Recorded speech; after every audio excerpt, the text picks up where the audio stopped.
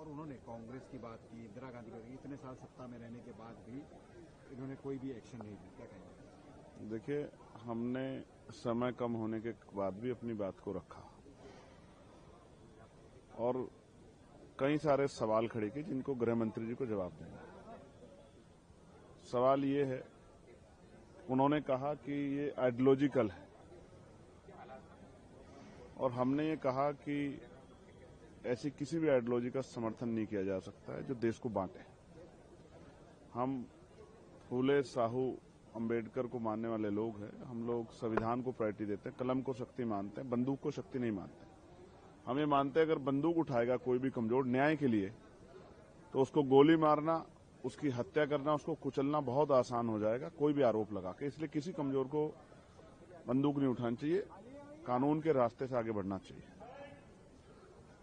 और बड़ी सवाल ये है, जिस पैरामिलिट्री फोर्स ने इस नक्सल मूवमेंट की कमर तोड़ी है, उस पैरामिलिट्री फोर्स के लिए हमने आवाज उठाई कि उनको शहीद होने पे, शहादत जब उनकी हो जाती तो उनको शहीद का दर्जा मिलना चाहिए।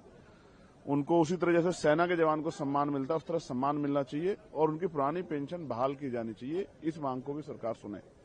अभी असिस्टेंट कमांडर जो हैं अजय मलिक, उनका नक्सल ऑपरेशन पैर उड़ गया, उनकी प्रमोशन की मांग थी, उस मांग को भी सरकार सुने।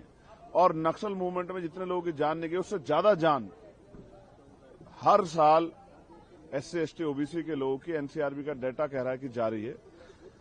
दलित, आदिवासी, पिछड़े, अपराध मुक्त भारत कब होगा, इसका जवाब भी सरकार को देना चाहिए और आदरणीय होम मिनिस्टर को देना चाहिए। ये सवाल भी हमने उनसे पूछा।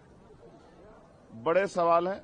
सरकार आज भी वाहवाही की बात करे, लेकिन आज सुबह भी अखबार में छपा है कि रायपुर छत्तीसगढ़ में 5 लाख के इनामी एक नक्सली की इनकाउंटर में जान गई।